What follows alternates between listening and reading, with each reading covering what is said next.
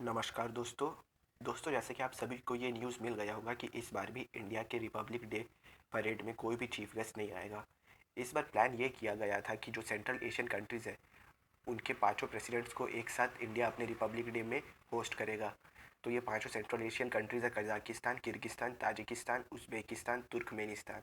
लेकिन अभी बढ़ते ओमिक्रॉन केसेस और कोरोना वायरस के कारण ये पांचों देशों के प्रेसिडेंट ने इंडिया के रिपब्लिक डे परेड को अटेंड नहीं करने पर खेद जताया है।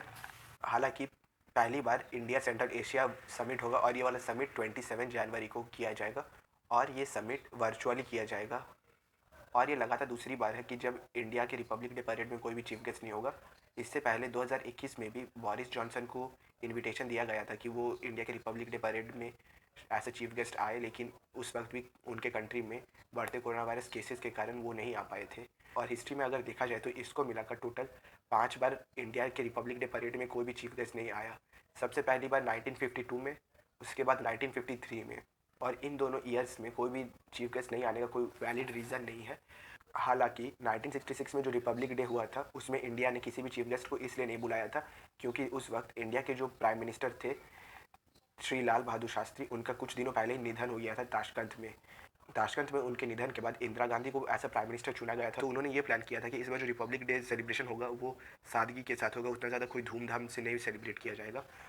1965 में इंडिया पाकिस्तान के बीच में जो वॉर हुआ था उसमें दोनों कंट्रीज़ के बीच में फिर से सुलह कराने के लिए मीडिएटर के तौर पे यूएसएसआर ने इंडिया पाकिस्तान दोनों को अपने कंट्री में बुलाया था और ताशकंद में ये समिट हुआ था। और अभी ये ताशकंद जो है ये कजाकिस्तान का पार्ट है। यूएसएसआर टूटने के बाद ये पार्ट कजाकिस्तान को मिल गया था। तो वहाँ पे इंडिया और पाकिस्तान के प्राइम मिनिस्टर्स आए थे। वहीं पे ये सब मीटिंग के बाद ही रात के वक्त लाल बहादुर शास्त्री का देहांत हो गया था और उसके बाद उनके शव को इंडिया में लाया गया था। उस वक्त बहुत सारे पीपल ये अंदेशा कर रहे थे कि लाल बहादुर शास्त्री का देहांत ने उनका हत्या किया गया है, क्योंकि लाल बहादुर शास्त्री को जब इंडिया लाया गया था तो उनका पूरा बॉडी नीला हो गया था, और नीला जहर देने से होता है। प्लस उनके बॉडी का कोई पोस्टमार्टम भी नहीं हुआ था, और इसी के साथ उनको क्रीमेशन करवा दिया गया था। और ये इंडिया के लिए एक एम्बैरेसिंग मोमेंट था।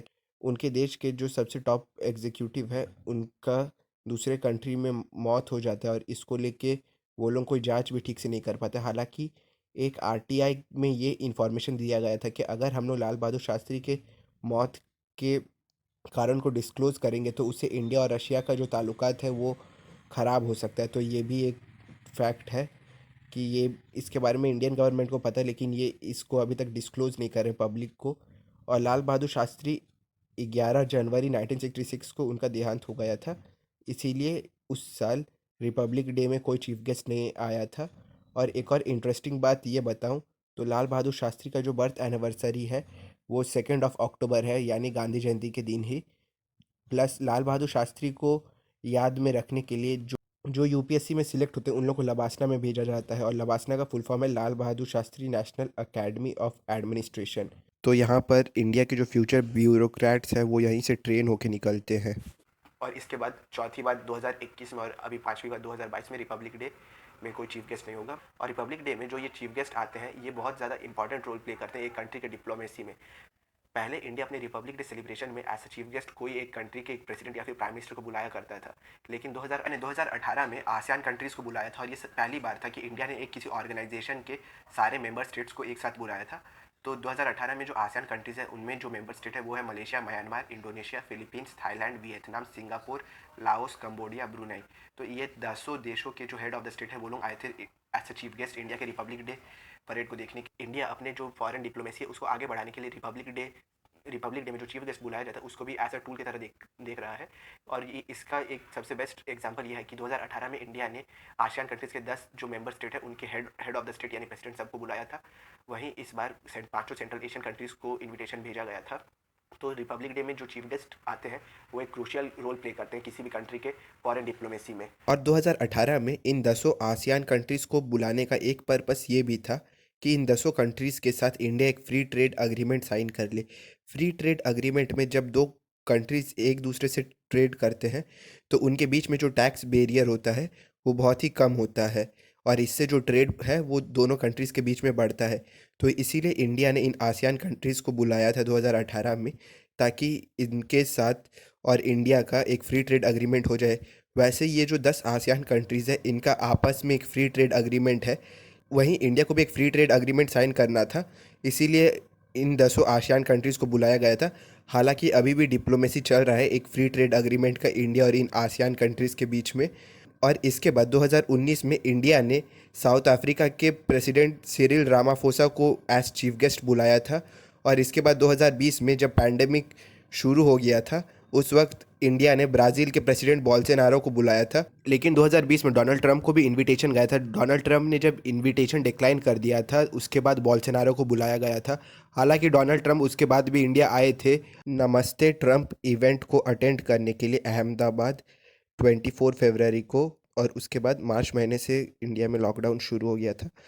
और इसके बाद 2021 में इंडिया ने यूके के प्राइम मिनिस्टर बोरिस जॉनसन को इनविटेशन दिया था, लेकिन बोरिस जॉनसन लास्ट मोमेंट पे नहीं आ पाए क्योंकि उनके कंट्री में अचानक से कोविड केसेस बढ़ने लग गया था और इस कारण से उनको अपने कंट्री में बैकलैशेस फेस करने पड़ सकते थे।